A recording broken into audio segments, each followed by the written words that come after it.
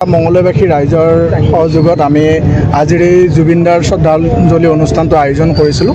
কালি যেতিয়া আমি খবৰটো পাইছিলোঁ, খবৰটো পাই আমি প্ৰতিগৰাকী আমাৰ সহকৰ্মী সকলোৱে আমি দুখত ভাঙি পৰিছিলোঁ। আৰু আজি ততাতৈয়াকে জুবিনদাৰ অৱৰ্তমানৰ আজি প্ৰথমটো দিন, এই প্ৰথমটো দিনতে তেখেতৰ বিদেশ আত্মাৰ সদগতি বিচাৰি আজি এই শ্ৰদ্ধাঞ্জলি অনুষ্ঠানটো আয়োজন কৰিছোঁ।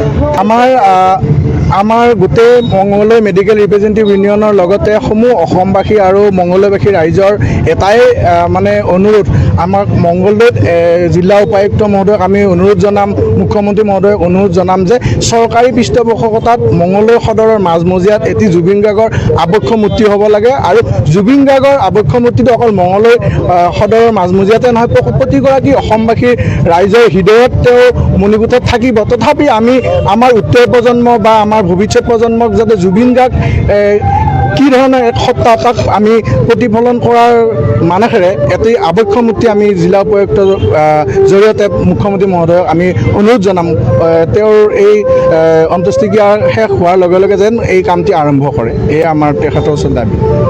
চাওক, আমি সাধাৰণ ৰাইজৰ হৃদয়ৰ আমুঠো জুবিন গাৰ্গক আমি কোনো কাৰণতে হেৰুৱাব নিবিচাৰোঁ।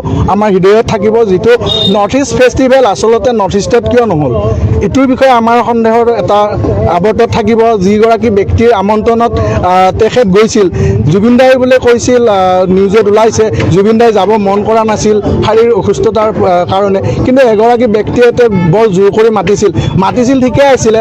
নৰ্থ ইষ্ট ফেষ্টিভেল ছিংগাপুৰত পাতিছে, তাতো আমাৰ বিশেষ আপত্তি নাছিল। কিন্তু যিগৰাকী ব্যক্তিয়ে তেখেতক আমন্ত্ৰণ কৰি লৈ গৈছিল, সেইগৰাকী ব্যক্তিয়ে তেখেতক নিৰাপত্তাৰ ক্ষেত্ৰত কিছু ভূমিকা ল'ব লাগিছিল। আজিৰ এই আৱেগিক মুহূৰ্তত বহুত কথা ক'লেও আমাৰ এই বিষয়ত যিহেতু উচ্চস্তৰীয় তদন্ত বহুতে ৰাইজে দাবী কৰিছে, আমিও সকলো ৰাইজে দাবী কৰাৰ ধৰণে আমিও উচ্চস্তৰীয় তদন্ত বিচাৰিম।